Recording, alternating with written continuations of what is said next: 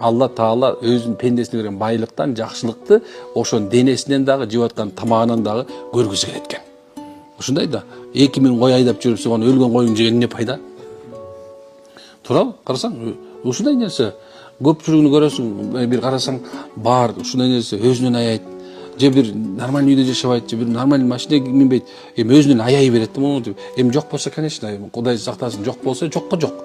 Бирок мен бар жөнүндө айтып атпайм, туурабы? Бар адам сараң болот да, жок адам болбойт да, туурабы? Кудай сактасын, байдын текеберлигинен сактан дейт го. Бирок андан жаман кедейдин текеберлигинен сакта дейт да. Мындай байдын текебер болгондой жаман дейт. Андан да жаман дейт, кедейдин текебер болгон жаман экен да. Бул жаман нерсе.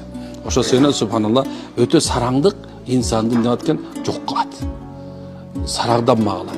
Өзгөрдөн аябагыла, жеп койгула, жей турган жерден мындай бар болуп туруп барга бардай. Анан өмүр бою эле тиги эме жанагы тандыр нандын үстүнө тиги майонез сыйпай берсең өлүп кетпейсиңби? Субханалла, ушундай нерсе. Аябагыла өзүңөрдөн. Аябагыла өзүңөрдөн. Мен дайым айтам, аяба. Ушундай нерсе.